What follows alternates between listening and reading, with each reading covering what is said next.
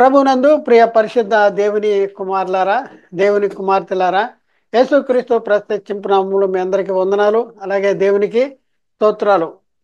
ప్రియులారా, ఎలా ఉన్నారు? అందరూ కులాసా కదా? బాగున్నారు కదా? దేవునికి స్తోత్రం. మేము కూడా దేవుని కృపా మహదేశ్వర్యాన్ని బట్టి మేము కూడా కులాసాగా ఉన్నాం.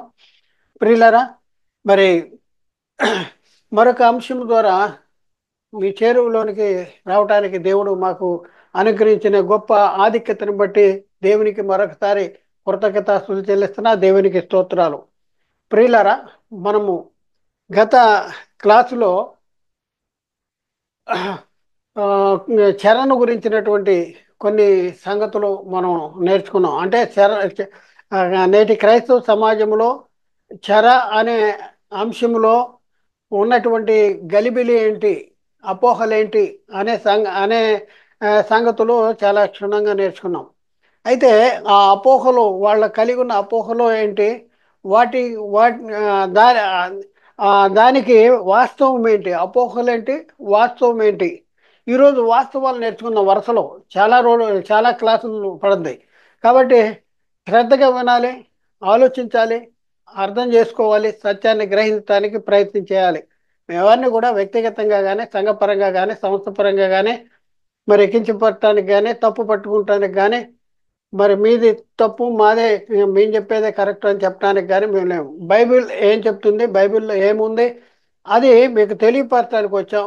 మీకు అర్థమైతే మ్, మీరు దాన్ని అనుసరించండి. మాకు అర్థమైంది కానీ మేము అనుసరించము, లేకపోతే మాకు అర్థం కాలేదు మేము అనుసరించము అన్నా సరే మీ ఇష్టం. కాబట్టి ఆలోచించండి. మరి ముఖ్యంగా ప్రియులారా, మరి ఈ సత్య సువార్త ప్రతిధ్వని ద్వారా మరి ప్రకటించబడుతున్నటువంటి అనేక వీడియోలని యూట్యూబ్లో అప్లోడ్ చేయబడుతుంది. కాబట్టి మీరందరూ కూడా మరి లైక్ కొట్టండి, అలాగే సబ్స్క్రైబ్ చేసుకోండి, అలాగే షేర్ చేయండి. ఉమ్, ఈ ఈ అంశాలు మీకు నచ్చితే మీ బంధువులకి, మిత్రులకి, సహోదరులకి మరి వారందరికి కూడా తెలియపరచండి. వారందరినీ కూడా మరి సత్యంలోనికి నడిపించడానికి మీ వంతు పని మీరు చేయండి. ఈరోజు ప్రియులారా, ఈరోజు మన పని మన ఆ, మనం నేర్చుకునేది ఏంటంటే పరదైసు అనేది చెర కాదు, పరదేశ్ అనేది చెర కాదు అనే అంశాన్ని గురించి మనం ఈరోజు నేర్చుకుందాం. ప్రియులరా, చాలా జాగ్రత్తగా మనం ఆలోచించాలి. ఎందుకు పరదేశ్ చెర కాదు అనేసి మనం చెప్పడానికి పూనుకున్నాం అంటే, నేటి క్రైస్తవ సమాజంలో సాతాను అనేక ఆ, అబద్ధ బోధనల్ని తీసుకొచ్చేసి పరదేశిని చెరగా చిత్రీకరించేటటువంటి పరిస్థితి మనం చూస్తూ ఉన్నాం. యేసుక్రీస్తు వారు సెలవులో మృతి పొంది పరదేశికి వెళ్ళి, పరదేశంలో ఉన్న చెరను, పరదేశి చెర అయితే ఆ చెరను అక్కడ ఉన్న వారికి బోధ చేసి ఆ చెరలోంచి విడిపించి ఆ చెరను చెరగా తీసుకుని పోయి పరలోకంలో పెట్టేశాడు అనేసి కొంతమంది చెప్తుంటే, మూడవ ఆకాశంలో పెట్టాడు అనేసి అంటే ఆ, కొంతమంది చెప్తా ఉన్నటువంటి పరిస్థితి ఉంది. కాబట్టి ప్రియులరా, అసలు చెరను గురించినటువంటి వాస్తవం ఏంటి? పరదేశ్ చెర, పరదేశంలో ఉన్న వాళ్ళు చెరపట్టబడ్డ వాళ్ళ, ఇదంతా కూడా మనం నేర్చుకుందాం. అసలు చెరలో ఎవరు ఉంటారు, పరదేశంలో ఎవరు ఉంటారు, పరదేశీ ఎలా వద్ది, పరదేశంలో ఉన్న వాళ్ళకి బోధ అవసరమా, పరదేశంలో ఉన్న వాళ్ళు నీతిమంతులా, అనీతిమంతులా, ఇవన్నీ కూడా చాలా క్షుణ్ణంగా ఈరోజు మనం నేర్చుకున్నాం. ప్రియులారా, చాలా జాగ్రత్తగా ఆలోచించండి. పరదేశం అనేది చెర కాదు, ఇది మనం ముద్రించుకోవాలి. బైబిల్లో రాయబడినటువంటి ఆ వచనంలోని చెర ఈయన పరదేశంలో పరదేశికి ఎలాంటి సంబంధము లేదు. ఆ సంగతి ఈరోజు మనం క్షుణ్ణంగా మనం నేర్చుకోవడానికి ప్రయత్నం చేద్దాం. ప్రియులరా, మనం గత కొన్ని క్లాసులుగా మనం కొన్ని సంగతులు మనం నేర్చుకున్నాం. ఏంటి ఆ సంగతులు అంటే, ఇక్కడ మూడు లోకాలు ఉన్నాయి. మూడు లోకాల్లో పరలోకము, భూమి ఉన్న లోకము, అలాగే పాతాళ లోకము. పరలోకము, భూమి ఉన్న లోకము, పాతాళ లోకము. పరలోకము తండ్రి తండ్రి అయిన దేవుడు, మరి ఆ, ఇప్పుడు ఉన్న పరిస్థితుల్లో తండ్రి అయిన దేవుడు యేసుక్రీస్తు వారు అక్కడ ఉన్నారు. పరిశుద్ధాత్ముడు ఇప్పుడు భూమి ఉన్న లోకంలో ఉన్నాడు. భూమి భూ- భూమి ఒక లోకంలో ఉంది, భూమి ఉన్న లోకం అంటారు. ఆ తర్వాత మరొకటి ఏంటంటే, ఆ, పాతాళలోకం. ఈ పాతాళలోకము మహాగాధం చేత రెండు భాగాలుగా విభజించబడి ఉంది. ఒక భాగము పరదేశం అంటారు, మరొక భాగము వేదనకరమైన స్థలము అంటారు. అయితే గమనించవలసిన విషయం ఏంటంటే, ఈ పరదేశంలోకి ఎవరు వెళ్తారు? పరదేశంలోకి వెళ్ళిన వాళ్ళకి బోధ అవసరమా? పరదేశంలో ఉన్న వాళ్ళు వేదన పడతా ఉంటారా? చెర అంటే అంతే కదా, వేదన పడతా ఉంటారా? అసలు ఏంటి సంగతి ఏంటి అనేసి మనం చూస్తే, పరదేశం అనేది చెర కాదు అనేసి మనం ఘంటాపదంగా వాక్యాన్ని బట్టి మనం చెప్పగలం. ఇంకా మనం ప్రియులరా, ఏ అంశాన్ని బట్టి అంటే ఏ వచనాన్ని బట్టి వీళ్ళు పరదేశు చెర అని అంటున్నారంటే, ఎఫ్సి పత్రిక 4వ అధ్యాయంలో 8, 9, 10 వచనాలు అక్కడ మనం చదువుకుంటే, అందుచేత ఆయన ఆరోహణమైనప్పుడు చెరను చెరగా పట్టుకొని పోయి మనుషులకు ఈవులు అనుగ్రహించనని చెప్పబడి ఉన్నది అంటాడు. అంటే యేసుక్రీస్తు వారు సెలవులో మృతి పొందిన తర్వాత ఆయన ఆరోహణమైనప్పుడు చెరను చెరగా పట్టుకుని పోయాడంట. చెరను చెరగా పట్టుకొని పోయాడు. చెరను చెరగా పట్టుకొని పోయి మనుషులకు ఈవులు అనుగ్రహించాడు. మనుషులకు, ఇది అర్థం చేసుకోవాలి, మనుషులకు ఈవులు అనుగ్రహించాడు చెరను చెరగా పట్టుకుని పోయి. ఇంకా మనం పరిశీలన చేస్తే ఇక్కడ ఆరోహణమైనప్పుడు అంటే పైకి వెళ్ళినప్పుడు అనేసి దీని అర్థం. అసలు పైకి వెళ్ళినప్పుడా, లేకపోతే మొదట కిందకి వెళ్ళాడా? శిలువ మీద నుంచి మొదట కిందకి వెళ్ళాడా? ఆరోహణమైనప్పుడు అంటే పైకి వెళ్ళాలి. కానీ ఇక్కడ మనం చూస్తే కిందకి వెళ్ళాడు. కిందకి వెళ్ళాడు. పరదేశం ఎక్కడ ఉన్నాయి అంటే భూమి యొక్క క్రింది భాగాల్లో ఉంది అనేసి మనం చూస్తున్నాం. భూమి మధ్యలో కాదు. Inner, not inner point of the earth, lower point of the earth, కింద భూమి యొక్క క్రింది భాగాల్లో ఉంది. ఇది మనం గుర్తుంచుకోవలసినటువంటి అవసరం ఉంది. అయితే ఇక్కడ మరొక కంటిన్యూగా మనం చూద్దాం. ఆ ఆరోహణం ఆయననగా ఆయన భూమి యొక్క క్రింది భాగములకు దిగనని అర్థం ఇచ్చుతున్నది. ఆరోహణం ఆయననగా అంటే వాస్తవానికి పైకి వెళ్ళటమే కానీ మొదట ఎక్కడికి వెళ్ళాడు అని చెప్తా ఉన్నాడు. ప్రాచీన ప్రతుల్లో ఏమంటే మొదట అని కూర్చబడింది. మొదట ఎక్కడికి వెళ్ళాడు? భూమి యొక్క కింది భాగాలకి వెళ్ళాడు. సెలవులో ఉన్న దొంగతో ఆ, యేసుక్రీస్తు అన్నాడు, నేడు నీవు నాతో కూడా నిశ్చయముగా పరదేశంలో ఉందువు అని చెప్పాడు. పరదేశంలో ఉందువు అని చెప్పిన యేసుక్రీస్తు ఎక్కడికి వెళ్ళాడు? పైకి ఎక్కిపోయాడా, కిందకి దిగాడా? అంటే కిందకి దిగాడు, భూమి యొక్క క్రింది భాగాలకు దిగాడు. అందుకని మనం చూస్తే రోమపత్రికలో రోమపత్రిక 10వ అధ్యాయంలో అక్కడ చూస్తే, ఎవడు పరలోకానికి ఎక్కిపోవును అనగా క్రీస్తును క్రిందికి తెచ్చుటకు, ఎవడు అగాధములోనికి దిగిపోవును అనగా క్రీస్తును మృతుల్లోండి పైకి తెచ్చుటకు.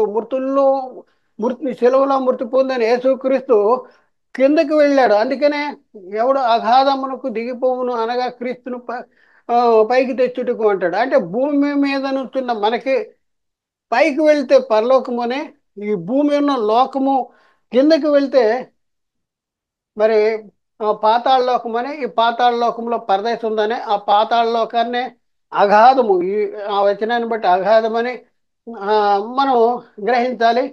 యేసుక్రీస్తు అక్కడికే వెళ్ళాడు. యేసుక్రీస్తు ఎక్కడికి వెళ్ళాడు?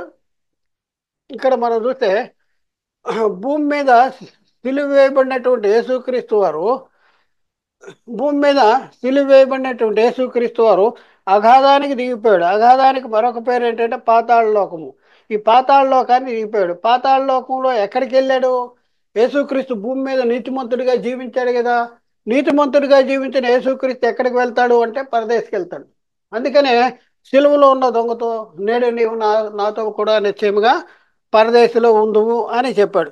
కాబట్టి ప్రియులరా, ఒకసారి ఆలోచింది. ఇక్కడ మనం పరిశీలన చేస్తే ఆరోహణం ఆయనగా ఆయన భూమి యొక్క క్రింది భాగములకు దిగననే అర్థం ఇచ్చుచున్నది అనేసి ఇక్కడ రాయబడింది. ఆ తర్వాత ఏం జరిగిందంట? భూమి యొక్క కింది భాగాలకు దిగిన తర్వాత దిగిన వాడు తానే సమస్తమును నింపునట్లు ఆకాశ మండలములన్నింటికంటేనూ మరి పైగా ఆరోహణమైన వాడునై ఉన్నాడు. ఆకాశ మండలాలు చూడండి, దిగాడు. ఇక్కడ దిగాడు, భూమి యొక్క కింది భాగాలకు దిగాడు. దిగిన వాడు ఎక్కడికి వెళ్ళాడంటే ఆకాశ మండలం. ఇక్కడ దిగాడు. దిగినవాడు తానే సమస్తమును నింపునట్లు ఆకాశ మండలం, ఇదొక ఆకాశ మండలం, ఇదొక ఆకాశ మండలం, ఆకాశ మండలములన్నింటికంటేనూ మరి పైగా ఆరోహణమైన వాడునై ఉన్నాడు అని ఉంది. కాబట్టి ప్రియులరా, మరి ఈ వచనంలో మనం చూస్తే యేసుక్రీస్తు ఆరోహణమైనప్పుడు ఏం చేశాడు అంటే చెరను చెరగా పట్టుకుపోయాడు. ఆరోహణం ఆయన అనగా ఆయన మొదట భూమి యొక్క కింది భాగాలకి దిగినని అర్థం ఇచ్చుతున్నది. ఆ భూమి యొక్క కింది భాగాలకి దిగిన ఆయనే ఆకాశ మండలములన్నింటికంటేనూ మరి పైగా ఆరోహణమైన వాడునై ఉన్నాడు అనేసి ఉంది. కాబట్టి ప్రియులరా, చాలా జాగ్రత్తగా ఆలోచించండి. ఈ వచనంలో చెర అనేది చెరను చెరగా కొనిపోయాడు అంటే యేసుక్రీస్తు చెరగా కొనిపోయిన చెర ఏది? ఎక్కడ ఉన్న చెరను చెరగా కొనిపోయాడు? మన ప్రియులు అంటున్నది ఏంటంటే, సాతాను ప్రేరేపితులు అంటున్నది ఏంటంటే, సాతాను చేత బోధించబడుతున్న వారే చెప్తున్నది ఏంటంటే, యేసుక్రీస్తు కిందకి దిగినప్పుడు, భూమి యొక్క కింది భాగాలు దిగినప్పుడు అక్కడ ఆ పరదేశం అనేది ఉంది. ఆ పరదేశే చెర అంటున్నారు. ఆ చెరలో ఉన్న వాళ్ళకి బోధ చేసి, వాళ్ళకి పాప క్షమాపణ జరిగించి, వాళ్ళకి రక్షణ కలిగించి, ఆ చెర నుండి విడిపించి, ఆ చెరను చెరగా తీసుకుపోయాడు అంటున్నారు. నిజమేనా ఇది?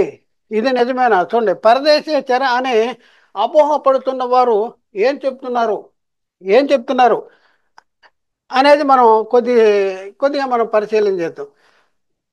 పరదేశే చెర అని చాలా మంది నమ్ముతున్నారు మరియు బోధిస్తున్నారు. మనం చూస్తూ ఉంటుంటే యూట్యూబ్లో కానీ, లేకపోతే కొన్ని పత్రికలు, మాసపత్రికల్లో కానీ, ఇవన్నీ కూడా మనం వాళ్ళ లేకపోతే వాళ్ళు బోధిస్తున్న బోధలు మనం చూస్తూ ఉంటుంటే, వాళ్ళు ఏం బోధిస్తున్నారంటే పరదేశే ఆ చెర అని చాలామంది నమ్ముతున్నారు మరియు బోధిస్తున్నారు. నమ్ముతున్నారు, బోధిస్తున్నారు. అయితే యేసుక్రీస్తు సిలువలో మృతి పొంది పరదేశికి వెళ్ళి అక్కడ చెరపట్టబడిన నీతిమంతుల ఆత్మలకు బోధ చేసి చాలా జాగ్రత్తగా ఆలోచించి, చెరపట్టబడిన నీతిమంతుల ఆత్మలకు బోధ చేసి, వారికి పాపక్షమాపణ కలుగజేసి, వారికి రక్షణ కలుగజేసి, అక్కడ నుండి వారిని తీసుకుని పోయి మూడో ఆకాశంలో ఉంచాడని చెప్తున్నారు. మూడో ఆకాశంలో ఉంచాడని చెప్తున్నారు. అయితే ప్రియులరా, మనం కొన్ని ప్రశ్నలు వేసుకుందాం. ఏంటంటే, పరదేశే చెర అని చాలామంది బోధిస్తున్నారు. అవును, నిజంగా ఆ చెరే పరదేశ? నిజంగానేనా చెరే పరదేశ, లేకపోతే పరదేశే చెర? ఒకసారి ఆలోచింది. యేసుక్రీస్తు వారు పరదేశును చెరగా పట్టుకొని పోయానా? చెరగా పట్టుకుపోయాడా? ఆ? అయితే ఆ, మరొక ప్రశ్న. ప్రభు అయిన యేసుక్రీస్తు చెరను చెరగా ఆ, కొనిపోయిన కొనిపోయి మనుషులకు అనుగ్రహించిన ఈవులు, ఆ, మనుషులకు ఈవులు అనుగ్రహించను అనే లేఖనంలో లోని చెరేది. ఇక్కడ మనం చూడు, ప్రభు అయిన యేసుక్రీస్తు చెరను చెరగా కొనిపోయి మనుషులకు ఈవులు అనుగ్రహించబడెను అనేసి వచనం ఉంది కదా. ఆ వచనంలో చెర అంటే ఏంటి? చెర అంటే ఏంటి? అది మనం గుడ్డిగా మనం ఎవరో చెప్తుంటే మనం నమ్మేస్తాం కాదు. మనం కూడా బైబిల్ని పరిశీలన చేయాలి, పరిశోధించాలి. ఈ లోక సంబంధంగా అనేక సంగతుల గురించి మనం పరిశోధిస్తున్నాం, పరిశీలిస్తూ ఉంటాం. మనకు తెలియకపోతే ఇంకా అనేక మందిని అడిగి తెలుసుకుంటూ ఉంటాం. కానీ మనల్ని మనమై ఉన్న ఆత్మను నరకం నుండి తప్పించి నిత్య జీవానికి, పరలోకానికి తీసుకువెళ్ళే ఏకైక మార్గము అపోస్తులు ప్రవక్తలు వేసిన పునాది, పరిశుద్ధులకు ఒక్కసారి అప్పగించబడిన బోధ, అదే సువార్త. కాబట్టి ప్రియులారా, మరి దీన్ని పరిశీలించవలసినటువంటి అవసరం ఉందా లేదా అనేసి ఒకసారి మనం ఆలోచించుకోవాలి. అయితే పై వచనంలో వ్రాయబడిన చరేది మనం ఇప్పుడు చూసాం కదా. ఎఫ్సి పత్రిక 8వ అధ్యాయం 4వ అధ్యాయం 8 నుంచి 10 వచనాల్లో రాయబడిన చెర ఏంటి? పై వచనమును బట్టి యేసుక్రీస్తు ఏ చెరను చెరగా పట్టుకుపోయాడు? ఏ చెరను చెరగా పట్టుకుపోయాడు? చెరను చెరగా పట్టుకుపోయాడు అనేసి ఉంది. ఇంకో మరొక ప్రశ్న ఏంటంటే, యేసుక్రీస్తు చెరగానున్న పరదేశును చెరగా పట్టుకుపోయాడా? చెరగానున్న పరదేశే చెర అయితే ఆ చెరైన పరదేశును చెరగా పట్టుకుపోయాడా? ప్రభు అయిన యేసుక్రీస్తు చెరను చెరగా కొనిపోయి మనుషులకు ఈవులు అనుగ్రహించను అను లేఖనములోనే చెరేది ఈవులు అనుగ్రహించాడంట. ఎప్పుడు? చెరను చెరగా కొనిపోయి. ఏ చెరను చెరగా కొనిపోయాడు? ఆ చెరేది అనేసి అక్కడ రాయబడింది. మనం పరిశీలన చేయాలి. మరొక ప్రశ్న ఏంటంటే, యేసుక్రీస్తు పాతాళ లోకములో చెరలోనున్న ఆ, ఆ, పాతాళ లోకంలో ఉన్న చెరను చెరగా పట్టుకొని పోయినా, పాతాళ లోకములో ఉన్న చెరను చెరగా పట్టుకుపోయాడా, లేకపోతే యేసుక్రీస్తు భూమి మీద ఉన్న చెరను చెరగా పట్టుకుపోయాడా? ఏ చెరను చెరగా పట్టుకుపోయాడు? యేసుక్రీస్తు ఎక్కడ పరిచర్య జరిగించటానికి భూ తండ్రి అయిన దేవుడు భూమి మీదకి పంపించాడు. భూమి మీద పరిచర్య జరిగించటానికి పంపించాడా, లేకపోతే పాతాళ లోకంలో పరిచర్య జరిగించడానికి పంపించాడా? ఒకసారి మనం ఆలోచించుకోవాల్సిన అవసరం ఉంది. మనం పరిశీలన చేస్తే భూమి మీద పరిచర్య చేస్తానికి పంపించినట్లుగా ప్రవక్తల ద్వారా మా అనేక లేఖనాలని లేఖనాల్లో తెలియపరచబడింది. కానీ యేసుక్రీస్తు మరి పాతాళ లోకంలో ఇంకా పరదేశులు మరి అక్కడ పరిచర్య చేస్తాడనే లేఖనాలు ఎక్కడ ఉన్నాయి? ఒకసారి మీరు ఆలోచించుకోండి. లేవు, లేఖనాలు లేవు. ఇంకా మనం చూద్దాం, చూడండి. ఇంకా మనం చూస్తే యేసుక్రీస్తు ఎక్కడ ఉన్న చెరను చెరగా పట్టుకుపోయాడు, ఎక్కడ ఉన్న మనుషులకు ఈవులు అనుగ్రహించాడు. చెరను చెరగా పట్టుకుపోయాడు కదా, అనుగ్రహించిన ఈవులేంటి? ఎక్కడున్న మనుషులకు ఈవులు అనుగ్రహించాడు? ఇవి కూడా మనం ప్రశ్నించుకోవాలి. వారికి అనుగ్రహించిన ఈవులేంటి? ఏ ఈవులు అనుగ్రహించాడు? ఎలాంటి ఈవులు అనుగ్రహించాడు? ఇవి కూడా నేర్చుకోవాల్సిన అవసరం ఉంది, తెలుసుకోవాల్సిన అవసరం ఉంది. ఇవేమీ తెలవకపోవటం వలన జరిగేది ఏంటంటే అపార్థ లేఖనాల్ని అపార్థం చేసుకుంటున్నారు. కాబట్టి ప్రియులారా, మరి ఆ, లేఖనాలు లేఖనాలను అపార్థం చేసుకున్నటువంటి లేఖనాల్ని మనం వాటిని మళ్ళీ వాటిలో ఉన్న నికర సత్యాలని తెలియపరచడానికి మనం ఈ యొక్క ఆ, యజ్ఞము, ఈ యొక్క గొప్ప ఆ, ఆ, త్యాగము చేసి మరి ఎన్నో రీతులుగా ఈ ప్రయాసపడుతూ ఈ వాక్యాన్ని మీ దగ్గర తీసుకురావడానికి ప్రయత్నం చేస్తున్నాం. ప్రశ్న: యేసుక్రీస్తు దేని చేత బంధించబడిన వారిని, దేనిలో బంధించబడిన వారిని విమోచించడానికి ఈ లోకానికి వచ్చాడు? అద్భుతమైనటువంటి ప్రశ్న. చూడండి, యేసుక్రీస్తు అంట దేని చేత బంధించబడిన వారిని, దేనిలో బంధించబడిన వారిని విడిపించటానికి లేక విమోచించటానికి యేసుక్రీస్తు ఈ లోకానికి వచ్చాడు. ఒకసారి ఆలోచించండి, ఒకసారి ఆలోచించండి. బైబిల్ ఏం చెప్తుంది? పాతాళ లోకంలో పరదేశంలో ఉన్న పరదేశ చెర అయితే ఆ చెరలో ఉన్న వారిని విడిపించడానికి యేసుక్రీస్తు ఈ లోకానికి వచ్చాడని బైబిల్లో ఉందా ఎక్కడైనా? ఒకసారి ఆలోచించండి. యేసుక్రీస్తు ఈ లోకానికి వచ్చేటప్పటికి ఈ లోకంలో ఉన్న మనుషులను చెరపట్టిన చెరేది. యేసుక్రీస్తు ఈ లోకానికి వచ్చేటప్పటికి ఈ లోకంలో జీవిస్తున్నటువంటి మనుషులను చెరపట్టిన చెరేది. ఇవన్నీ కూడా మనం పరిశీలన చేయవలసిన అవసరం ఉంది. ఏ లేఖనాన్ని బట్టి వీళ్ళు చెప్తా ఉన్నారు అంటే మనం చూసాం కదా, ఎఫ్సి పత్రిక 4 అధ్యాయం 8, 9, 10 వచనాలను బట్టి వాళ్ళు చెప్తున్నటువంటి పరిస్థితి. అందుచేత ఆయన ఆరోహణమైనప్పుడు చెరన చెరగా పట్టుకొని పోయి మనుషులకి ఈవులు అనుగ్రహించబడేనని చెప్పబడి ఉన్నది. ఆరోహణం ఆయనగా ఆయన భూమి యొక్క క్రింది భాగములకు దిగనని కొన్ని ప్రాచీన ప్రతుల్లో మొదట అని కూర్చబడి ఉన్నది. మొదట భూమి యొక్క కింది భాగాలకి దిగనని అర్థమిచ్చుతున్నది. కాబట్టి ప్రియులారా, ఒకసారి ఆలోచించండి.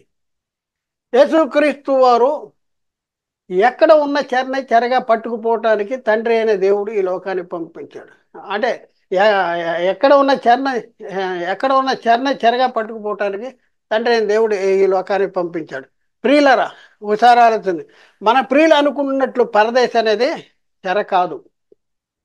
ప్రతిదానికి మనం స్పష్టమైనటువంటి సమాధానం ఇవ్వటానికి ప్రయత్నం చేద్దాం. పరదేశ చెర ఎందుకు కాదు? మేమే అడుగుతున్నాం, మేమే అడిగి మేమే సమాధానం చెప్పడానికి ప్రయత్నం చేస్తున్నాం. చెరలో ఎవరుంటారు? ప్రశ్న వేస్తున్నాం. పరదేశం ఎందుకు చెర కాదంటే చెరలో ఎవరుంటారు చెప్పు నువ్వు.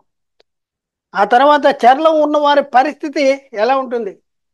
చెరలో ఉన్నవారు పరిస్థితి హ్యాపీగా పండుకుంటారా? హాయిగా ఉంటారా? ఏసీ రూముల్లో ఉంటారా చెరలో ఉన్నవాళ్ళు? జైలు ఖానాలో ఉన్నవాళ్ళు? ఒకసారి ఆలోచించండి. ఎవరు వెళ్తారు చెరలోకి? ఎవరు వెళ్తారు? నీతిమంతులు వెళ్తారా, అనీతిమంతులు వెళ్తారా? చెరలో కష్టపడుతూ ఉంటారా, మరి నెమ్మది పొందుతూ ఉంటారా, సుఖిస్తూ ఉంటారా? ఒకసారి ఆలోచించుకోవాల్సిన అవసరం ఉంది. పరదేశం చెర అని ఎందుకు చెప్తున్నారు? చెర అంటే అర్థం ఏంటి? జైల్లో ఉన్నవాళ్ళు పరిస్థితి ఎలా ఉంటుందో ఒకసారి ఆలోచించండి. ఇంకా మనం పరిశీలన చేద్దాం. చెరలో ఉన్నవారు నెమ్మది పొందుతూ ఉంటారా, వేదన పొందుతూ ఉంటారా? చెరలో ఉన్నవాళ్ళు మీరే ఆలోచించుకోండి. జైల్లో చెర అంటే జైలు అనుకోండి. జైల్లో ఉన్న వాళ్ళు నెమ్మది పొందుతూ ఉంటారు, హ్యాపీగా కూర్చుని నెమ్మది పొందుతూ ఉంటారా, లేకపోతే వేదన పడుతూ ఉంటారా? ఒకసారి ఆలోచించండి. ఇంకా మనం చూస్తే ప్రశ్న, చెరలో ఎవరుంటారు, అలాగే పరదేశులు ఎవరుంటారు? చెరే పరదేశి అయితే చెరలో ఎవరుంటారు, పరదేశులు ఎవరుంటారు? ఇది మనం గమనించగలిగితే పరదేశు చెర కాదు అనేసి మనకు అర్థమవుతుంది. మరొక ప్రశ్న, చెరలో ఉన్న వారి పరిస్థితి ఎలా ఉంటుంది? చెరలో ఉన్న వారి పరిస్థితి ఎలా ఉంటుంది, అలాగే పరదేశంలో ఉన్న వారి పరిస్థితి ఎలా ఉంటుంది? ఇది మనం తెలుసుకోవలసినటువంటి అవసరం ఉంది. ఇంకా మనం చూస్తే చెరలో ఉన్నవారు నెమ్మది పొందుతూ ఉంటారా, వేదన పొందుతూ ఉంటారా? చెరలో ఉన్నవారు నెమ్మది పొందుతూ ఉంటారా, వేదన పొందుతూ ఉంటారా? ధనవంతుడు ఉన్నాడు కదా, ఏం ఏం కేకలేస్తున్నాడు? పొలి కేకలేస్తున్నాడు. తండ్రివైన అబ్రహామానిని అగ్ని జ్వాలలో యాతన పడుతున్నాను, నా యందు కనికరపడి తన వేలుకొన్న నీటిలో ముంచి నా నాలుకను చల్లారటానికి అలాదన పంపించు. పొలి కేక వేస్తాను అన్నాడు. అలాగే పరదేశంలో ఉన్నవారు నెమ్మది పొందుతూ ఉంటారా, వేదన పొందుతూ ఉంటారా? పరదేశంలో ఉన్నవాళ్ళు వేదన పొందుతూ ఉంటారా? వేదన పొందితే అది చెర అనుకుందాం. వేదన పొందుకోరు అక్కడ. ఆ, అబ్రహాము చెప్తున్నాడు, నువ్వైతే ఇక్కడ యాతన పడుతున్నావు, లాజరైతే నెమ్మది పొందుతున్నాడు అనేసి చెప్తున్నటువంటి పరిస్థితి. వాడు ఇక్కడ నెమ్మది పొందుతున్నాడు అనేసి అక్కడ రాయబడింది. కాబట్టి ఆలోచించండి. ఇప్పుడు దాని జవాబు, చెరలో అనీతిమంతులు ఉంటారు. చెరలో ఎవరు ఉంటారు? జైల్లో ఎవరిని వేస్తారు? రోడ్డెంబటి వెళ్ళే ప్రతి వాడిని తీసుకెళ్ళి జైల్లో వేసేస్తారా? ఒకసారి ఆలోచించండి. నేరస్తుడిని జైల్లో వేస్తారు, నేరం చేసిన వాడిని జైల్లో వేస్తారు. చెరలో కూడా ఎవరిని వేస్తారంటే అనీతిమంతుల్ని వేస్తారు, నేరం చేసిన వాళ్ళని. అలాగే పరదేశంలో ఎవరుంటారు అక్కడ? పరదేశంలో నిద్రించిన నీతిమంతులు ఆత్మలు ఉంటారు. నిద్రించిన నీతిమంతులు ఉంటారు. నీతిమంతులు ని ఆ, నీతిమంతులు ఉండే పరదేశిని చెర అంటారా? అనరు. ఎందుకంటున్నారంటే ఏదో అక్కడ వాక్యం ఇక్కడ వాక్యం మెలికలు పెట్టేసి అవి పెట్టేసి ఇవి పెట్టేసి ఆ, తెలిసి తెలవనటువంటి పరిస్థితుల్లో లేఖనాలని ఆత్మ సంబంధమైన సంగతులతో సరి చేసుకోలేనటువంటి పరిస్థితుల్లో ఎవరో చెప్పేసినటువంటి అసత్యాన్ని వీళ్ళు బట్టి పట్టేసి అదే ప్రకటించేటటువంటి పరిస్థితి నేటి క్రైస్తవ సమాజంలో జరుగుతూ ఉంది. సాతాను చేత మరి గలిబిలి చేస్తూ ఉన్నటువంటి పరిస్థితి. కాబట్టి ప్రియులరా ఒకసారి అది, చెరలో అనీతిమంతులు వేదన పొందుతూ ఉంటారు. చెరలో ఎవరు ఉంటారు? అనీతిమంతులు ఉంటారు. చెరలో అనీతిమంతులు ఏం చేస్తూ ఉంటారు? వేదన పొందుతూ ఉంటారు. పరదేశులు ఎవరుంటారు? నీతిమంతులు ఉంటారు, నిద్రించి నీతిమంతులు. పరదేశులో నిద్రించిన నీతిమంతులు నెమ్మది పొందుతూ ఉంటారు. కాబట్టి పరదేశు చెర ఎలా అవుద్ది? పరదేశంలో నిద్రించిన నీతిమంతుల ఆత్మలు ఉంటారు. పరదేశులు ఎవరుంటారు? నిద్రించిన నీతిమంతుల ఆత్మలు ఉంటారు. మరి చెరలో ఎవరుంటారు? చెరలో ఎవరుంటారు? అనీతిమంతులు అనీతిమంతులు ఉంటారు. కాబట్టి ప్రియులారా ఒకసారి పరదేశంలో నిద్రించిన నీతిమంతులు ఉంటారు, పరదేశంలో నిద్రించిన నీతిమంతులు ఉంటారు అని తెలియపరిచేటటువంటి కొన్ని లేఖనాలను మనం పరిశీలన చేద్దాం. పరదేశులు ఎవరు ఉంటారు? నిద్రించిన నీతిమంతులు ఆత్మలు ఉంటారు. భూమి మీద నీతిమంతులుగా జీవించి చనిపోయిన వారు పరదేశకు వెళ్తారు. భూమి మీద నీతిమంతులుగా జీవించి చనిపోయిన వారు పరదేశకు వెళ్తారు. దానికి ఆ, చూద్దాం. భూమి మీద నీతిమంతులుగా జీవించిన యేసుక్రీస్తు పరదేశకు వెళ్ళాడు. ప్రబల నిదర్శనం, మనకి ప్రబల నిదర్శనం. భూమి మీద నీతిమంతుడిగా జీవించాడు. యేసుక్రీస్తు ఏమన్నాడు? నాయందు పాపం ఉన్నదని ఎవడు స్థాపించును? పరిశుద్ధుడు, నీతిమంతుడు, పాపుల్లో చేరక మరి తను పరిశుద్ధపరుచుకున్నవాడు. మరి అలాంటి యేసుక్రీస్తు రాయందు పాపం ఉన్నదని ప్రశ్నించిన యేసుక్రీస్తు నీతిమంతుడు కాదా? పరదేశి చెర అయితే పరదేశికి ఎందుకు, ఆ చెరలోకి ఎందుకు వెళ్తాడు?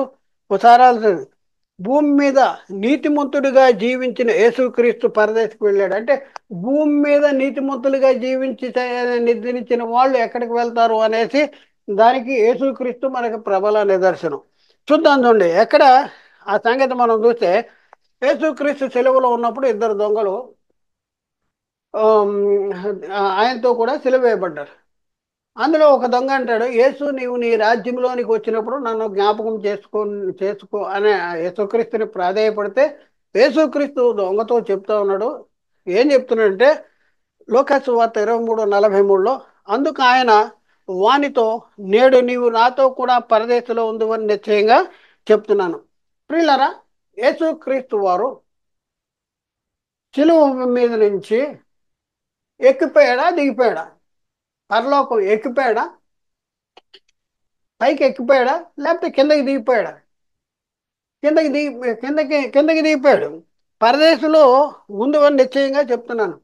అంటే యేసుక్రీస్తు వారు తెలుగులో మృతి పొంది సెలవులో మృతి పొందిన దొంగను కూడా తీసుకుని పోయి పరదేశంలో ఉంచాడు. అంటే యేసుక్రీస్తు వారు సెలవులో మృతి పొందిన దినాన్న పైకి ఎక్కిపోలేదు, కానీ కిందకి దిగిపోయాడు. భూమి యొక్క కింది భాగాలకి దిగిపోయాడు. దిగిపోయిన ఏ, దిగిపోయి ఎక్కడికి వెళ్ళాడంటే పరదేశికి వెళ్తాడు. పరదేశంలో ఉందువు అనేసి చెప్తున్నాడంటే యేసుక్రీస్తు వారు కూడా అదే దినాన్న పరదేశికి వెళ్ళినట్టు మనకి స్పష్టంగా అర్థమవుతుంది. ఇంకా మనం పరదేశుల గురించి కొన్ని సంగతులు మనం చూస్తే, బైబిల్లో రాయబడినటువంటి కొన్ని సంగతులు పరదేశంలో ఉన్న వారి యొక్క స్థితిగతులు ఎలా ఉంటాయి అనేసి మనం చూస్తే, పరదేశం అనేది ఏంటంటే నిద్రించిన నీతిమంతుల ఆత్మలో నెమ్మది పొందే స్థలము. రెండోది ఏంటంటే పరదేశం అనేది నిద్రించిన నీతిమంతులు విశ్రమించే స్థలము. మూడోది ఏంటంటే పరదేశం అనేది నిద్రించిన నీతిమంతుల ఆత్మలు దాచబడి ఉండే స్థలము. అంటే ఇక్కడ ముందు నెమ్మది పొందే స్థలము, విశ్రమించే స్థలము, దాచబడి ఉండేటటువంటి ఈ స్థలము పరదేశం. ఇంకా చూద్దాం. అయితే నిద్రించే నీతిమంతుల ఆత్మలు నెమ్మది పొందే స్థలము అనే దాని గురించి మనం చూద్దాం. ఇక్కడ మనం చూస్తే పరదేశికి వెళ్ళిన లాజరు నెమ్మది పొందుతున్నాడు అనేసి తెలియపరిచి లేఖన భాగం. లాజరు ధనవంతుడు అనే యథార్థ గాథను గురించి యేసుక్రీస్తు వారు ఆయన జీవించిన కాలంలో చెప్పినటువంటి పరిస్థితి. ధనవంతుడు ఉన్నాడు, అలాగే లాజరు కూడా ఉన్నాడు. ధనవంతుడు చనిపోయి పాతి పెట్టబడినప్పుడు అతడు పాతాళంలో బాధపడుతున్నాడు. ఆ దరిద్రుడు కూడా చనిపోయి మరి దేవదూతల ద్వారా అబ్రహాం రొమ్మును ఆనుకుంటానికి కొనుపోబడ్డాడు.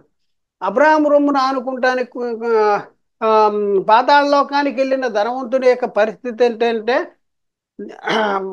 పొలికేకేస్తున్నాడు, తండ్రి అయిన అబ్రహమా, నేను అగ్నిజ్వాలలో యాతన పడుతున్నాను, నా యందు కనికరపడి తన వేలుకొన్న నీటిలో ముంచి నా ఎద్దకి లాజర్ని పంపించు అంటాడు. అయితే లాజరు లేక అబ్రహాము ఉన్న స్థలం యొక్క స్థితిగతి ఎలా ఉందంటే నెమ్మది పొందే స్థలము, నెమ్మది పొందేటటువంటి పరిస్థితి. కాబట్టి ప్రియులారు, ఇక్కడ మనం చూద్దాం, ఈ నెమ్మది పొందు స్థలాన్నే నీతిమంతుడైన అబ్రహాము ఉన్నాడు. అబ్రహాం ఎక్కడికి వెళ్ళాడు? నెమ్మది పొందే స్థలానికి వెళ్ళాడు. అక్కడ చూద్దాం. లోకాసు వార్త 16:22 ఆ దరిద్రుడు చనిపోయి దేవదూతల ద్వారా అబ్రహాము రొమ్మును ఆనుకుంటకు కొనుపోబడెను. ఆ తర్వాత 16 లోకాసు వార్త 25 అందుకు అబ్రహాము కుమారుడా, ధనవంతుడితో చెప్తున్నాడు, నా నాలుగు చల్లారటానికి లాజరును పంపించి వేలుకొని నీటిలో ముంచంటే అక్కడ అంటాడు, కుమారుడా, నీవు జీవించిన కాలం అంతా నీకు ఇష్టమైనట్టు సుఖమును అనుభవించితివి, అలాగే లాజరు కష్టమును అనుభవించను కానీ జ్ఞాపకం చేసుకో అని చెప్పి, ఇప్పుడైతే వాడు ఇక్కడ నెమ్మది పొందుతున్నాడో నీవు యాతన పడుతున్నావు. అంటే మనం పరిశీలన చేస్తే పాతాళ లోకంలో మనం ముందే చెప్పాం కదా, మహా అగాధం చేత రెండు భాగాలుగా విభజింపబడింది. ఒక భాగము నెమ్మది పొందే స్థలము, రెండవ భాగము వేదనకరమైన స్థలము. మరి నిద్రించే నీతిమంతులు పరదేశికి వెళ్తారో, నిద్రించిన అనీతిమంతులు ఎవరైతే ఉన్నారో ఆ వేదనకరమైన స్థలానికి వెళ్ళేటటువంటి పరిస్థితి మనం చూస్తూ ఉన్నాం. అక్కడే అలాగే ఇక్కడ మనం చూస్తే లాజరు ధనవంతుడు. ఈ లాజరు భూమి మీద జీవించిన కాలంలో సుఖాన్ని అనుభవించాడంట. అయితే ధనవంతుడు భూమి మీద జీవించిన కాలంలో సుఖాన్ని అనుభవించాడంట. అలాగే లాజరు జీవించిన కాలంలో కష్టాన్ని అనుభవించాడు. కానీ ఇప్పుడు ఇక్కడ ఎలాంటి పరిస్థితి ఉందో ఈ చనిపోయిన తర్వాత అంటే, ఇప్పుడైతే వాడు ఇక్కడ నెమ్మది పొందుతున్నాడు, నీవు యాతన పడుతున్నావు అనేసి అక్కడ చెప్తున్నాడు. కాబట్టి పరదేశం అనేది నిద్రించి నీతిమంతులు ఆత్మలో నెమ్మది పొందే స్థలమే కానీ అది చెర కాదు. నెమ్మది పొందే స్థలాన్ని చెర అనరు. జైలు ఖానాలో చెర, ఎవరన్నా జైలుకి వెళ్ళి వచ్చిన తర్వాత ఆ, నెమ్మది పొందడానికి వెళ్ళి వచ్చావా, నెమ్మది పొందావా, అక్కడ చాలా సుఖం అనిపించావా అనేసి అడిగితే అడుగుతారా? ఒకసారి ఆలోచించండి. జైల్లో ఉన్న వాళ్ళు చాలా సుఖాలు అనిపిస్తానికి వెళ్తారా? రెండోది, పరదేశం అనేది నిద్రించిన నీతిమంతుల ఆత్మలో విశ్రమ స్థలము అనేసి తెలియపరిచే లేఖనం. విశ్రమించే స్థలం. యేసుక్రీస్తు రెండోసారి ఈ లోకానికి వచ్చేటంత వరకు నిద్రించే నీతిమంతుల ఆత్మలో అందరూ కూడా ఎక్కడుంటారంటే పరదేశులు విశ్రమిస్తూ ఉంటారు. మనము ఎక్కడికైనా వెళ్ళాలంటే ట్రైను ఆ, టికెట్ తీసుకొని లోనకి వెళ్తాం. లోనకి విమానం కానీ ట్రైన్ కానీ ఏదో ఒకటి. ఆ తర్వాత అది కొన్ని గంటలు, ఒక 4 గంటలు 6 గంటలు, లేకపోతే లేటు అన్నారనుకోండి, ఒక గంట లేట్ అన్నారనుకోండి, అక్కడ ఏముంటాయి, విశ్రాంతి గదులు ఉంటాయి. విశ్రమిస్తారు. ఆ ట్రైన్ వచ్చే లోపు ఆ టైం వరకు వాళ్ళు విశ్రమిస్తారు. అలాగే పరదేశు పరదేశం అనేది నిద్రించిన నీతిమంతులు యేసుక్రీస్తు రెండోసారి వచ్చేంత వరకు విశ్రమించే స్థలము. పరదేశం అనేది విశ్రమించే స్థలము. చూద్దాం ప్రియులారా, ఎక్కడుందంటే ప్రకటన గ్రంథంలో 6 అధ్యాయము 9వ వచనం నుంచి 11వ వచనం వరకు ఈ మాటలు రాయబడింది. ఆయన 5వ ముద్ర విప్పినప్పుడు దేవుని వాక్యము నిమిత్తమును తామిచ్చిన సాక్ష్యము నిమిత్తమును వధించబడిన వారి ఆత్మలను చూచి తిని అంటాడు. వధించబడిన వారి ఆత్మలు ఎందుకు పడ్డారంట? వాళ్ళు దేవుని వాక్యము నిమిత్తము తామిచ్చిన సాక్ష్యము నిమిత్తము పడ్డారు. అయితే ఏం జరిగిందంటే, వారు ఎక్కడున్నారు? వీళ్ళు ఎక్కడున్నారు? ఎక్కడుని కేకలేస్తున్నారు? నిమిత్తం ఆత్మలను బలిపీఠం కింద సూచిస్తుంది. బలిపీఠం అంటే ఏంటి? బలిపీఠం అంటే యేసుక్రీస్తు బలి అయిపోయింది ఎక్కడ? భూమి మీద. భూమి మీద బలైపోయాడు. అంటే భూమి యొక్క క్రింది భాగాల్లో ఉన్న పాతాళ లోకంలోని పరదేశంలో ఉన్నారు వీళ్ళు. అక్కడి నుంచి పొలికేక వేస్తున్నారు. ఆ, వాళ్ళు ఏ ఏం ఏం అడుగుతున్నారో చూద్దాం. వారు అంటున్నారు, నాథా, సత్యస్వరూపి పరిశుద్ధుడా, ఎందాక తీర్పు తీర్చకయు మా రక్తము నిమిత్తము భూనివాసులకు ప్రతిదండన చేయకయు ఉందని బిగ్గరగా కేకలు వేశారు. ప్రతిదండన చేయి. ఎవరికి చేయాలి? భూనివాసులకు ప్రతిదండం చేయి. మేము ఎప్పటి నుంచి ఇక్కడ ఉన్నాం? హేబేలు మొదలుకొని నీతిమంతుడైన హేబేలు మొదలుకొని నిద్రించిన నీతిమంతులు అందరూ కూడా పరదేశికి వెళ్ళారు. వాళ్ళు పొలికేకేస్తున్నారు, ఎందాక మాకు ఆ, ఆ, తీర్పు తీర్చకయు భూనివాసులకు ప్రతిదండన చేయకయు ఉండుకొని బిగ్గరగా కేక వేస్తున్నారు. వీళ్ళెవరు? నీతిమంతులు. ఎందుకు నీతిమంతులు అంటే, వాళ్ళకి ఏమి ఇవ్వబడిందంటే తెల్లని వస్త్రము ప్రతి వానికి కూడా ఇయ్యబడి ఉండెను. మరియు అక్కడ తెల్లని వస్త్రం ఉందంట. అంటే పరిశుద్ధులు వాళ్ళు, నీతిమంతులు వాళ్ళు. భూమి మీద జీవించిన కాలంలో పరిశుద్ధులుగా జీవించి నీతిమంతులుగా జీవించటం చేత పరదేశికి వెళ్ళినటువంటి వారు. మరి ఇక్కడ ఇంకా మనం చూస్తే మరి అక్కడ వాళ్ళకు వచ్చిన సమాధానం ఏంటంటే, మరియు వారి వలననే చంపబడబో వారి యొక్కయు సహోదరుల యొక్కయు లెక్క పూర్తి అయ్యే వరకు ఇంకా కొంచెం కాలము విశ్రమించవలనని వారితో చెప్పబడింది. కొంచెం కాలం విశ్రమించండి, లెక్క పూర్తి అవ్వాలి. ఇంకా లెక్క పూర్తి కాలేదు. కాబట్టి ఆ లెక్క పూర్తి అయ్యేంత వరకు 1 2 3 ఇంకా కొంతమంది వీరితో కలిసేంత వరకు కూడా మరి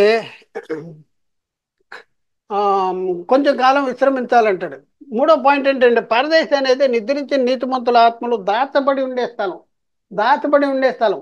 అప్పటి వరకు వాళ్ళకి ఎలాంటి ఆ, ఆపదలు, లేకపోతే ఎలాంటి కష్టాలు, ఎలాంటి విపత్తులు కూడా రావు. పరదేశికి వెళ్ళిన వాళ్ళకి చాలా నెమ్మది పొందుతూ ఉంటారు. అది దాచబడి ఉండే స్థలం. ఆత్మల్లో దాచబడి, యేసుక్రీస్తు రెండోసారి వచ్చేంత వరకు కూడా వాళ్ళు దాచబడి ఉండే స్థలంలో చాలా భద్రంగా ఉంటారు. అందుకనే దాచబడి ఉండే స్థలము అనేసి అక్కడ రాయబడింది.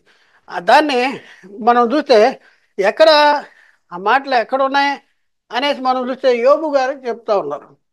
ఏంటి 14 అధ్యాయము 12, 13 వచనాల్లో మనం చూస్తే ఆకాశము గతించిపోవు వరకు వారు మేలుకొనరు, ఎవడును వారిని నిద్ర లేపజాలరు.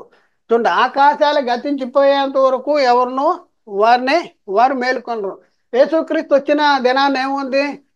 ఆకాశములు మహావేగం వేగంతో లయమైపోవును, భూమి దాని మీద కృత్యాలు కాలిపోవును అంటాడు.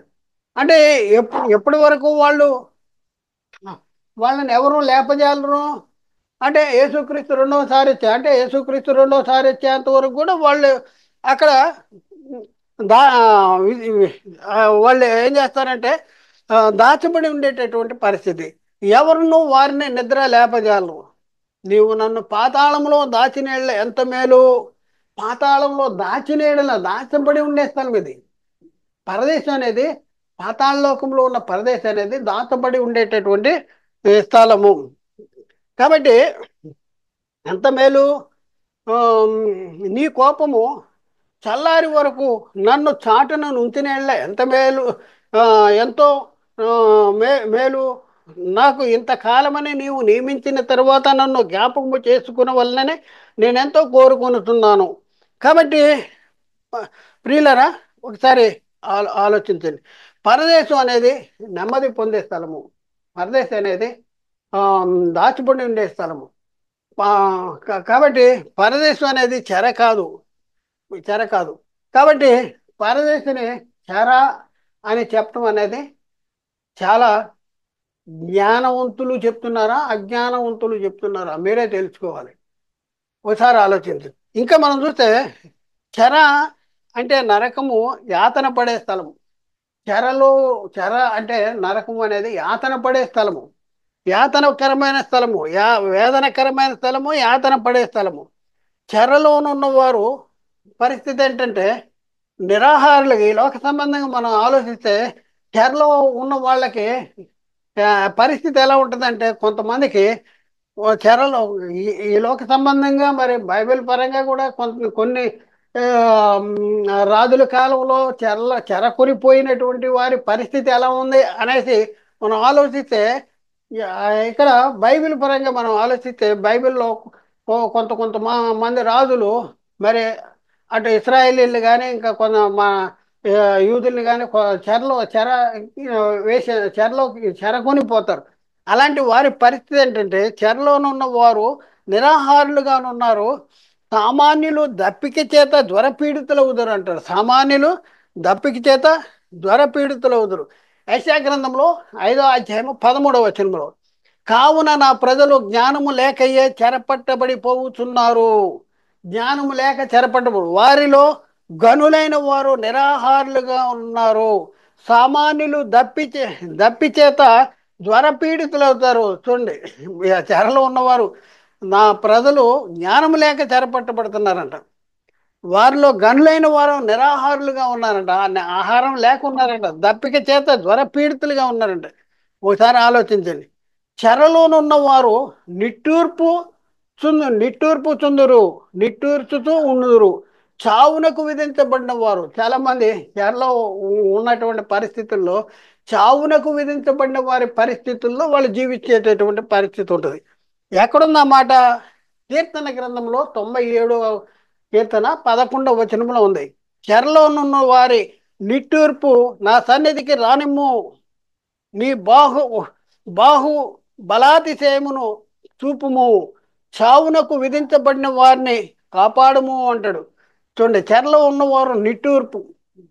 ఇస్రాయేలీలు ఐగుప్తు బానిసత్వంలో చెరలో ఉన్నటువంటి వారిని పరిస్థితి ఎలాంటి పరిస్థితుల్లో ఉన్నారు ఒకసారి ఆలోచించి. చెర అంటే ఏంటి? చెర అంటే నెమ్మది పొందే స్థలమా? చెర అంటే పరదేశ? ఒకసారి ఆలోచించండి. భూమి మీద చూడండి, చెరలోకి ఎవరు వెళ్తారంట? చెరలోకి ఎవరు వెళ్తారు? భూమి మీద తనకిష్టం వచ్చినట్లు జీవించి నా ధనవంతుడు పాతాళ లోకంలో బాధపడుతున్నాడు. భూమి మీద ధనవంతుడి జీవితాన్ని చూస్తే, ధనవంతుడు అంటే అనుదినము బహుగా సుఖించేవాడంట, సన్నపునార వస్త్రాలు ధరించుకునేవాడు. ఎలాంటి జీవితాన్ని చూపించాడు?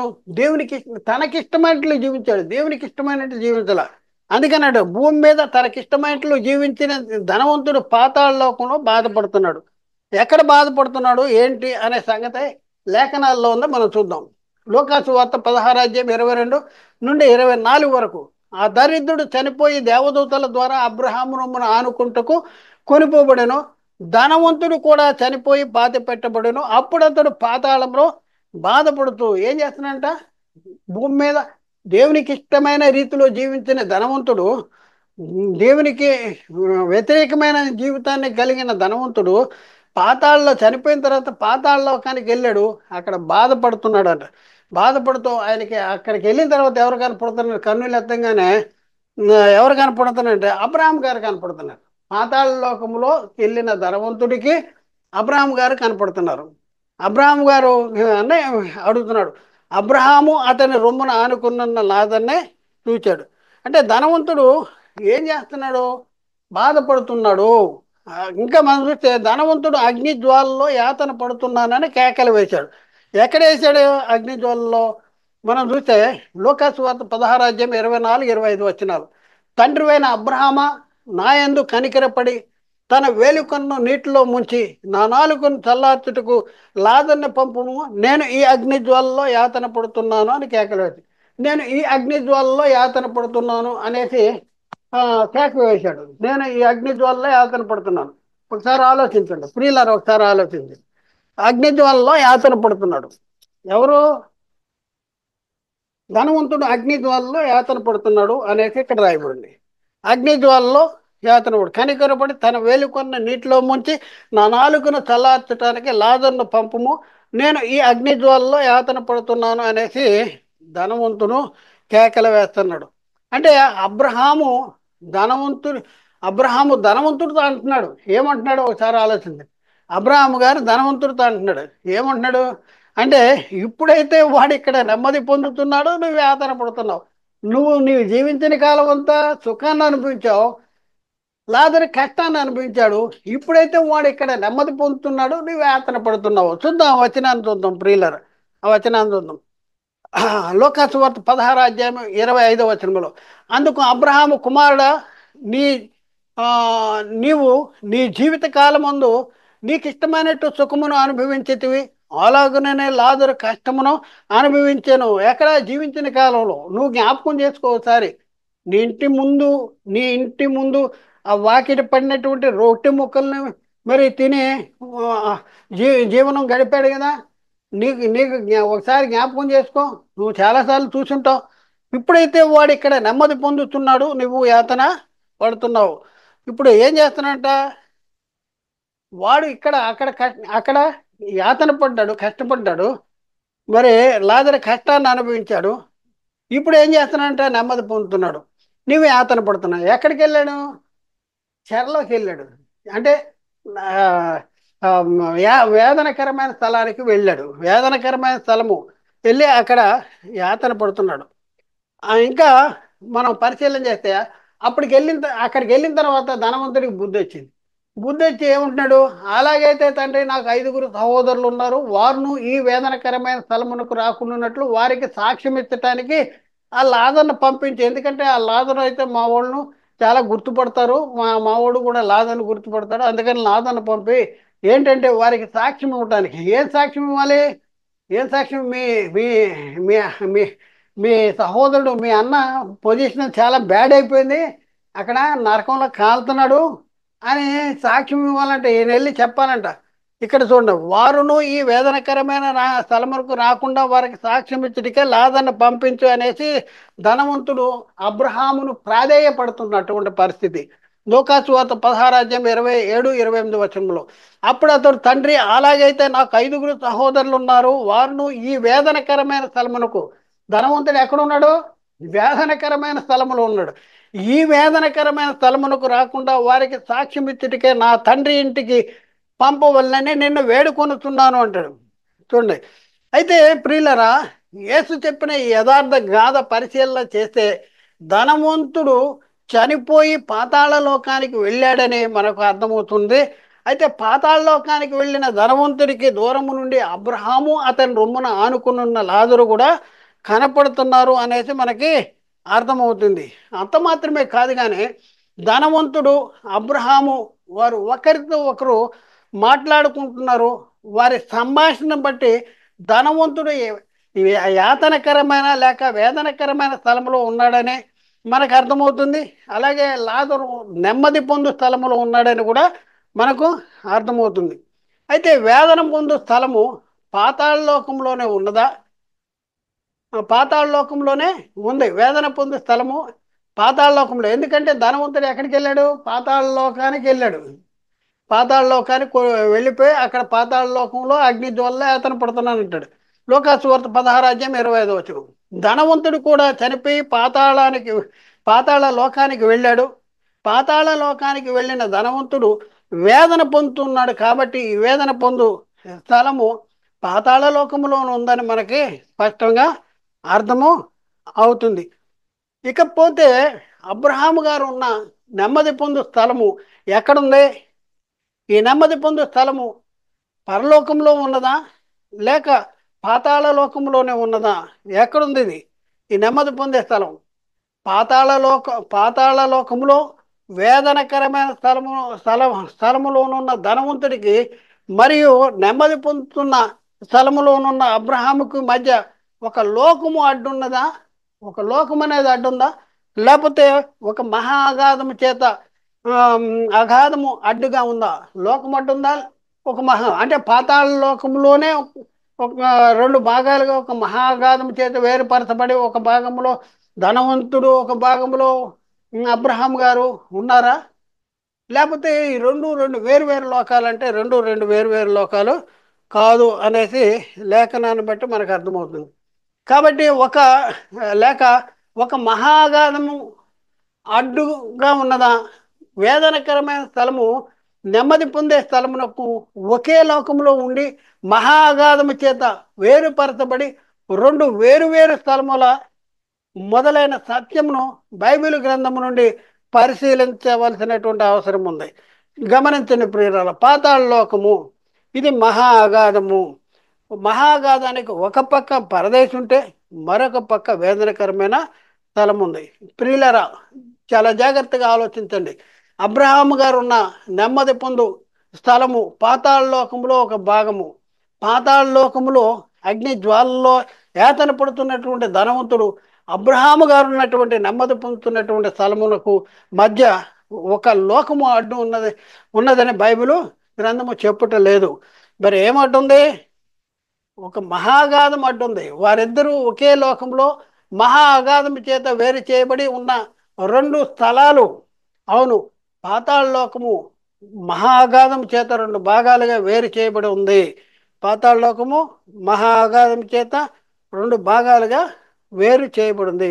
ఒక భాగము నెమ్మది పొందే స్థలం అయితే మరొక భాగము వేదన వేదన పొందేటటువంటి స్థలము. పాతాళ లోకము రెండు భాగాలుగా వేరు చేయబడింది. ఒక భాగము నెమ్మది పొందే స్థలము, దాన్నే పరదైసు. మరొక భాగము వేదనకరమైన స్థలము, అదే నరకము. మరి ఇంకా మనం పరిశీలన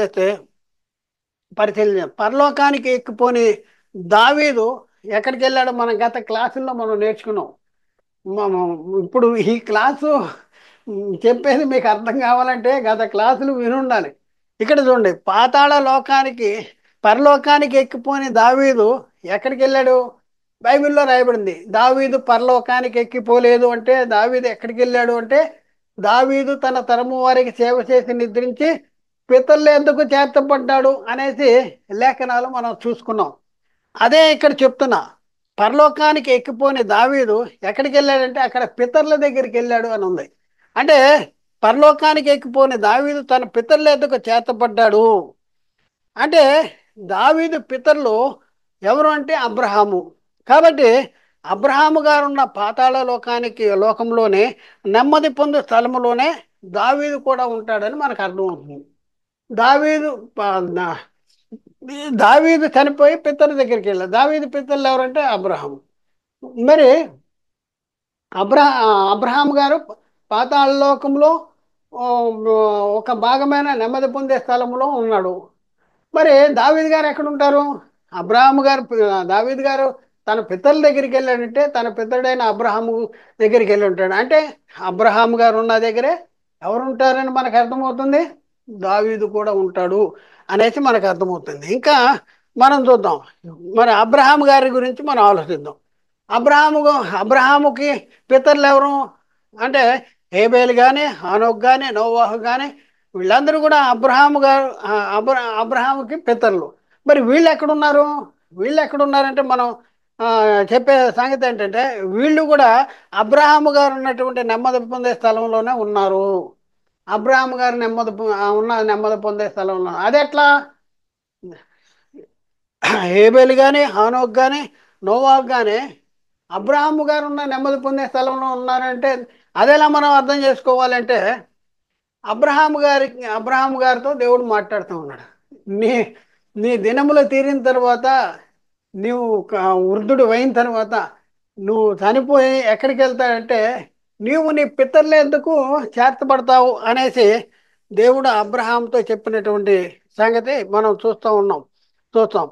కాబట్టి ప్రియులరా, ఎందుకంటే అబ్రహాము గారు మృతి పొంది తన పితరుల ఎద్దుకు వెళ్ళాడు కాబట్టి అబ్రహాం గారికి దేవుడు చెప్పాడు, నువ్వు మంచి వృద్ధాప్యం వచ్చినప్పుడు మృతి పొంది పితరుల దగ్గరికి వెళ్తావు అనేసి దేవుడు చెప్పాడు. కాబట్టి అబ్రహాం గారు మృతి పొంది ఎక్కడికి వెళ్ళి ఉంటాడు? పితరుల దగ్గరికి వెళ్ళి ఉంటాడు. మరి అబ్రహాము గారు ఉన్న పాతాళ లోకంలోని నెమ్మది పొందే స్థలములోనే అబ్రహాము గారి యొక్క పితరులు హేబేలు, హానోకు, నోవాహులు కూడా ఉన్నారని మనకు చాలా స్పష్టంగా అర్థమవుతుంది. కాబట్టి ఆలోచించండి, అర్థం చేసుకుంటానికి ప్రయత్నించండి. పరదేశం అనేది చెర కాదు. పరదేశం అనేది చెర కాదు. ఆ చెర ఏదో మనం రాబోయే క్లాసుల్లో మనం చెప్దాం. ఏ చెరను చెరగా కొనిపోయాడు, ఎక్కడ ఉన్న చెరను చెరగా కొనిపోయాడు, కొనిపోయిన తర్వాత మనుషులకు అనుగ్రహించిన ఈవులేంటి, ఇవన్నీ కూడా చాలా చాలా చాలా స్పష్టంగా మనం నేర్చుకోవడానికి ప్రయత్నం చేద్దాం. కాబట్టి ప్రియులారా, ఆలోచన చేయండి, అర్థం చేసుకోండి. ఈ వాక్యాలన్నీ కూడా క్రమముగా ఒకదాని తర్వాత ఒకటి మీరు వినగలిగితేనే మీకు అర్థమవుద్ది. ఏదో మీకు నచ్చిన టైటిల్ని మీరు ఆ, క్లిక్ చేసి దాన్ని మీరు ఆ వీడియోని చూడటం వలన మీకు అర్థమవుదు. కాబట్టి ఆలోచన చేయండి, అర్థం చేసుకోండి, సత్యాన్ని గ్రహించండి. పరదేశు చెర కాదు. పరదేశం అనేది చెర కాదు. పరదేశం అనేది నిద్రించిన నీతిమంతుల ఆత్మలో నెమ్మది పొందే స్థలం. పరదేశం అనేది నిద్రించిన నీతిమంతుల ఆత్మలో దాచబడి ఉండే స్థలము. దాచబడి ఉండే స్థలము. కాబట్టి ఆ- ఆలో ఆలోచించండి, పరదేశం అనేది చెర కాదు. కాబట్టి యేసుక్రీస్తు వారు శిలువలో మృతి పొంది పరదేశికి వెళ్ళి, పరదేశి చెర అయితే ఆ చెరలో ఉన్న వాళ్ళకి బోధ చేసి వాళ్ళని ఆ చెర నుండి వాళ్ళకి పాపక్షమాపణ జరిగించి వాళ్ళకి రక్షణ కలిగించి వారిని తీసుకొని పోయి మూడో ఆకాశంలోనో లేకపోతే పరలోకంలోనూ పెట్టాడు అని చెప్తున్నటువంటి బోధ లేఖనానుసారమైన బోధ కాదు. ఎందుకంటే పరదేశం అనేది చెర కాదు. ఇది అర్థం చేసుకుంటానికి ప్రయత్నించండి. మీకు అర్థమైతే మీరు అనుసరించండి. మాకు అర్థం అవ్వలేదు అంటే మీ ఇష్టం. మాకు అర్థమైనా మేము అనుసరించమంటే అది కూడా మీ ఇష్టం. దేవుడు మాట్లాడిన ప్రతి మాట ప్రతి ఒక్క హృదయంలో నీరుగట్టి ఫలింపచేయను గాక. ఆమెన్. అందరికీ వందనాలు. దేవునికి స్తోత్రాలు.